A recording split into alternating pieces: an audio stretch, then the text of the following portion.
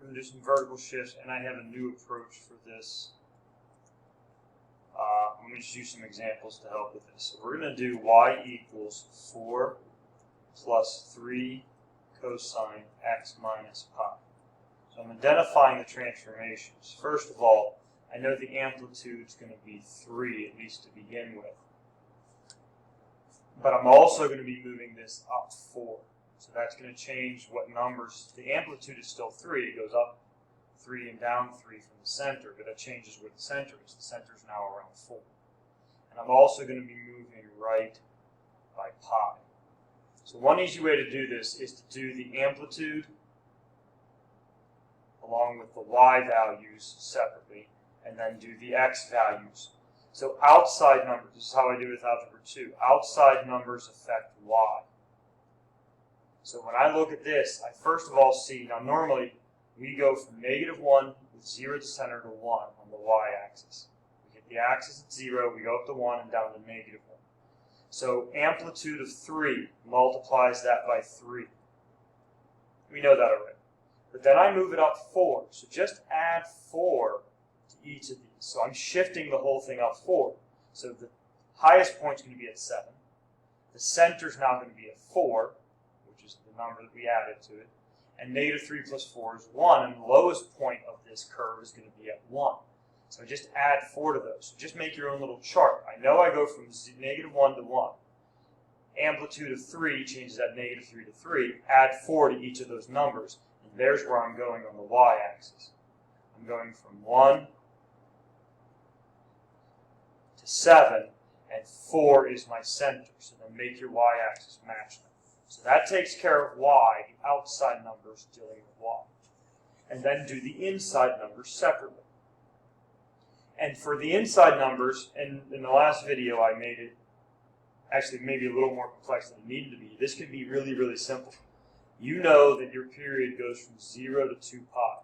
Just take whatever's inside of it, whatever is with the angle, whether it's inside parentheses or outside parentheses, and just put it in between 0 and 2 pi.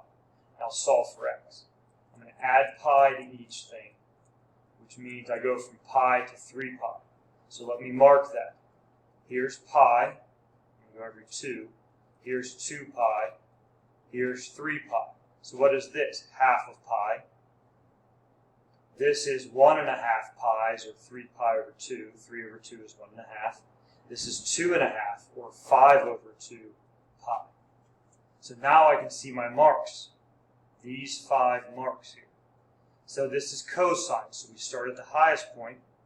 That's at pi. And I end at that same highest point at 3 pi. The middle is at the low point of 1. And then the quarter marks are at the 4, which is my center now. And it comes down, comes up, and keeps curving like that. Next one.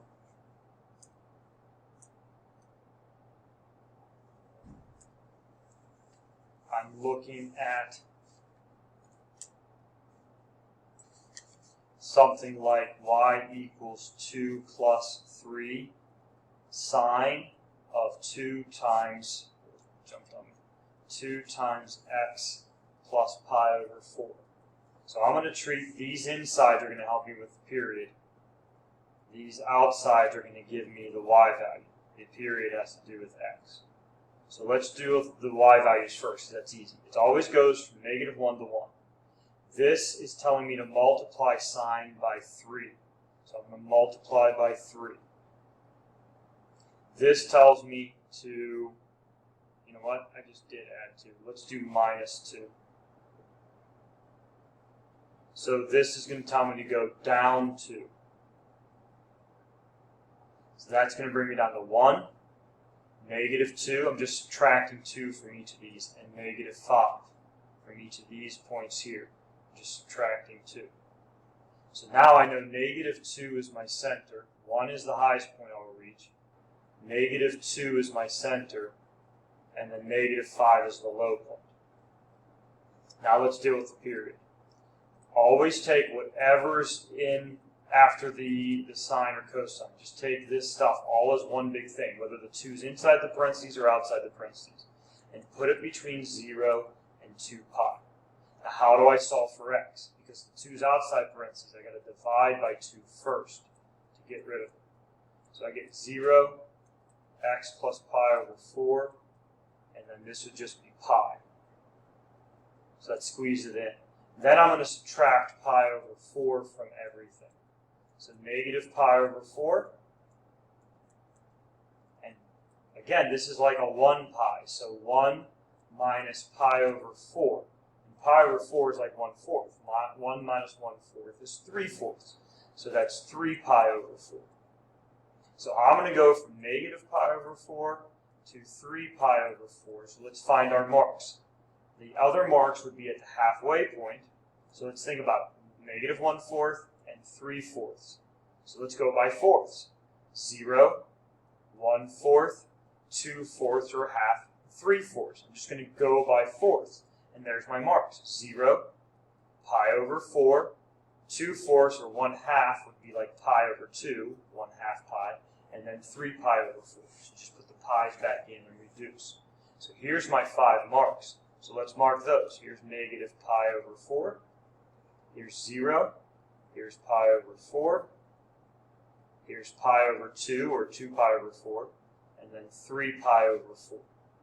Now let's make our dots. This is sine. So I start at the center. It used to be 0. I go up to the max. I come back to the center. Go down to the minimum, which is negative 5. And then back to the center again. And there's the sine curve, spaced on the median, but you get the idea. Okay. I can do one really hard one too, if you'd like. If you want to watch this, if not, that's fine. So let's do something like y equals, let's do 3 minus 2 cosine of 3x plus 3 pi over 2. There's lots of 3's in there. Okay, well, whatever, we'll deal with it.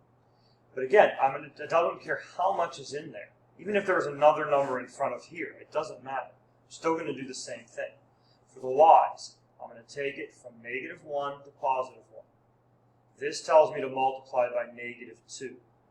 What does that mean? That just means I'm going to flip it upside down. Okay? So I'm starting, the high point, negative 2, that just reflects it. But I'm going to multiply those by negative 2, and then I'm going to add 3. This is going to move it up 3. So negative 2 plus 3 is positive 1. Add 3 here. My new center is at 3. Add 3 here, and I'm at 5. So I'm going to be going from 1 to 5, but knowing that it's flipped upside down. Okay, we'll deal with that in a moment. Now let's talk about our period. So then everything always goes between 0 and 2 pi. So I'm just going to take this whole thing, and I'm going to put it between 0 and 2 pi. So now how do I solve this? I have to subtract first. So I'm going to subtract 3 pi over 2 first. So now let's take the pi's out. 2 minus 3 halves without the pi's when I subtract 3 pi over 2. That's minus 1 1/2. That's a half. So that's a half pi, or pi over 2. Now we're going to divide by 3. And all that does is change our denominator. Divide this by 3 gives that a denominator of 6, which reduce it becomes pi over 2. 3 over 6 reduces to 1 over 2. Divide this by 3, and I'm now at pi over 6. So x goes between negative pi over 2 and pi over 6. When you set what's in, what's after the cosine or sine, you set it between 0 and 2 pi, and then just solve. So now the common denominator here is going to be 6. So I'm going to go by sixths. Okay? And this is like a 3/6. So I'm going to go, let me do it here, I guess. I'm going to go negative 3 pi over 6, and I'll reduce that to negative pi over 2, just to satisfy the reducing part. Then next would be negative 2 pi over 6, and then negative 1 pi over 6, 0, and then I would have pi over 6, and I'm already at my end, so I don't need to keep going. So let me maybe rewrite that. I'm going to go from 1 to 5,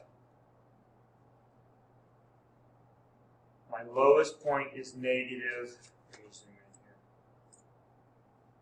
here, pi over 2, that was reduced, negative 2 pi over 6, so we're just counting by 1/6.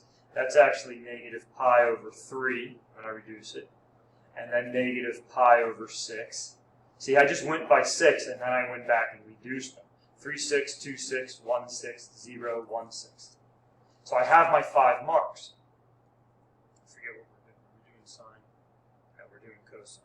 And cosine normally goes like this. The cosine is now upside down, so it's going to go like this. So I'm going to start. Here is my lowest point, and it ends at the lowest point of 1. The center reaches the highest point for cosine, that's here. And then at the quarter marks, I hit the middle, which my middle here is 3. So it comes up like this, hits there, comes down, spaced weird, like this, and then just keeps going in each direction. Keeps looping in each direction. But from here to here is where it's at.